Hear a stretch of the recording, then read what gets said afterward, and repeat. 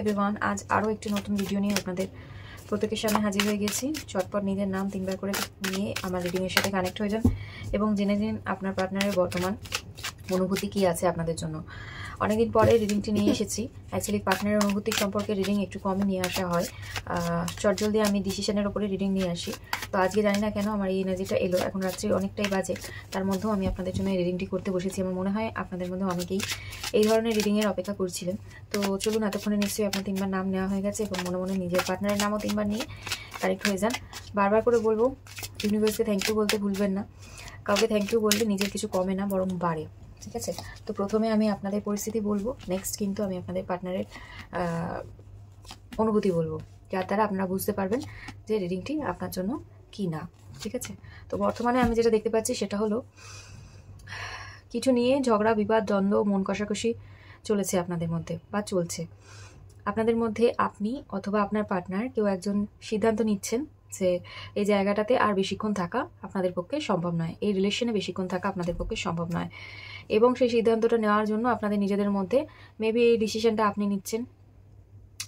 এই ডিসিশনটা আপনি নিচ্ছেন যেখানে দাঁড়িয়ে দাঁড়িয়ে সেই সময় আপনাকে অনেকটা বেশি স্ট্রেংথ জোগাড় করতে হচ্ছে, অনেকটা বেশি শক্তি নিজের মধ্যে জোগাড় করতে হচ্ছে এই ভাবনা চিন্তাটা আনতে যে আপনি এই রিলেশনশিপটা থেকে বেরিয়ে যাবেন।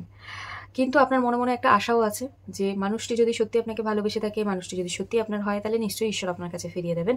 আপনারা যে ফ্যামিলির জন্য প্ল্যানিং করেছিলেন বা যে প্ল্যানটা আগত দিনের জন্য করে রেখেছিলেন সেটা ফুলফিল হবে, এই আশা নিয়েই আপনি কিন্তু এখনও মনের মধ্যে বসে আছেন। ঠিক আছে, তো এই মুহূর্তে আপনি ঝগড়া বিবাদ থাকার পরও আপনি মনে মনে চাইছেন যে আপনার পার্টনার আপনার কাছে আসুক, দ্রুততার সাথে ফিরে আসুক। এই যদি আপনাদের পরিস্থিতি হয়ে গিয়ে থাকে, তাহলে এরপরে আমি বলবো আপনাদের পার্টনারের বর্তমান অনুভূতি, মানে কারেন্ট ফিলিংস। ঠিক আছে, তো চলুন দেখে নিই আপনাদের পার্টনারের বর্তমান কারেন্ট ফিলিংস কী আছে। পার্টনার আপনার সাথে বিট্রে করেছে না আপনি করেছেন?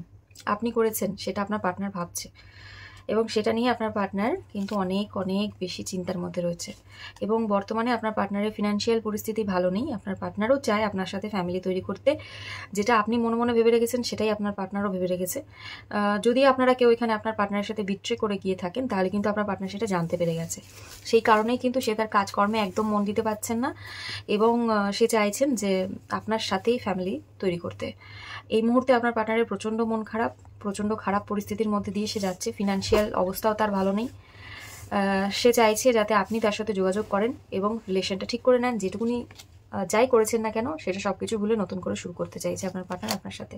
একটা ব্যালেন্স রিলেশনশিপ তৈরি করতে চাইছে এবং সব কিছুর পরও নতুন করে শুরু করতে চাইছে আপনার পার্টনার আপনার সাথে। ঠিক আছে, তা এই হচ্ছে আপনাদের রিডিংটি খুব ছোটোর উপরেই করলাম। যদি আপনাদের সাথে ম্যাচ করে থাকে তাহলে অতি অবশ্যই ইউনিভার্সকে থ্যাংক ইউ বলবেন, এবং যদি আপনাদের মনে হয় যে আপনার বর্তমান পার্টনারের সাথে আপনার রিলেশনশিপ ঠিক করে নেওয়া দরকার, তাহলে করে নিতে পারেন। ঠিক আছে, কারণ আপনার পার্টনার আপনার জন্য অপেক্ষা করছে। যা কিছু আপনাদের সম্পর্কে হয়ে থাক না কেন, সে সব কিছু ভুলে নতুন করে একটা শুরু চাইছে আপনার পার্টনার। ঠিক আছে, ঝগড়া বিবাদ দ্বন্দ্ব তো আছেই, থাকবেই, সব সম্পর্কে থাকে, এটা নতুন কিছু নয়। তবে থার্ড পার্টি, ব্ল্যাক ম্যাজিক এসব কিছু আপনাদের পার্টনার মানে আপনাদের মধ্যে নেই। সব কিছু ঠিক হয়ে যাবে যদি চান। আপনি বেসিক্যালি আপনি অনেক দোনমনোর মধ্যে আছেন, জানেন তো। মানে বিয়ে করবেন কি করবেন না, এই পার্টনারের কাছে থাকবেন কি থাকবেন না, এটা নিয়ে আপনার অনেক দোনমনো আছে। এসব কাটিয়ে আপনার পার্টনারের কাছে চলে যেতে চাইছেন কোনো সময় চাইছেন না আমি যাবো না, বাবা মা যেখানে দেখেছে সেখানে বিয়ে করে নেবো, রাজধানীর মতো থাকবো বা রাজার মতন থাকবো। ঠিক আছে, মেটেরিয়ালিস্টিক জিনিস আপনার অনেক বেশি পছন্দ। ভালোবাসার থেকে দামি আপনার কাছে টাকা পয়সা। জানি শুনতে খারাপ লাগছে, কিন্তু কথাটা ঠিক। ঠিক আছে, ভাবছেন টাকা পয়সা নিয়েই ভাবছেন, ভালোবাসার থেকে বেশি টাকা পয়সাকে নিয়েই ভাবছেন। আপনার পার্টনার আপনাকেই ভালোবাসে, টাকা পয়সা হেন তেন সব কিছুকে ছেড়ে আপনাকেই ভালোবাসে, আপনার কাছেই আসতে চায়, এবং আপনি নেই বলে তার ভীষণ দুরবস্থা, খুব ঝামেলা হয়েছে, ভীষণভাবে ভেঙে পড়েছে, একদম মানে মৃতপ্রায় অবস্থা বলতে পারেন। হ্যাঁ বলবেন যে না ভালোই তো আছে, কোথায়, এই তো তাকে দেখছি সে ঘুরছে ফিরছে অমুক তমুক। দেখুন, মনের অবস্থা বাইরে থেকে বোঝা যায় না, ট্যারোট আপনাকে মন বলতে পারে। তো চলুন, এই হচ্ছে আপনাদের রিডিংটি খুব ভালো। যদি আপনার মনে হয় পার্টনারের কাছে ফিরে যাওয়ার, তো ফিরে যান। রিলেশনশিপটি খুব ভালো থাকবে, আপনার পার্টনার আপনাকে পেয়ে খুব খুশি থাকবে, আপনিও ভালো থাকবেন। দোনমনও করবেন না, দুজনের জীবন একসাথে নষ্ট করবেন না। যে কোনো এক জায়গায় থাকুন, দু নৌকায় পা দিয়ে চলা যায় না, এটা আমি আপনাকে বললাম। ঠিক আছে, যারা দু নৌকায় পা দিয়ে চলছেন তাদেরকে বললাম। রিডিংটি সবার জন্য। আমি রিডিংয়ের প্রথমে এই কথাটা বলে নিইনি, কিন্তু আমি বলে দিই প্রত্যেকটা রিডিংই সবার জন্য, যে কোনো পরিস্থিতিতে থেকে এই রিডিংটি দেখতে পারেন। তো রিডিং যদি ভালো লেগে থাকে লাইক করে দেবেন, সাথে কমেন্ট করতে ভুলবেন না। আজকের মতো টাটা, দেখা হচ্ছে অন্য একটি ভিডিওতে।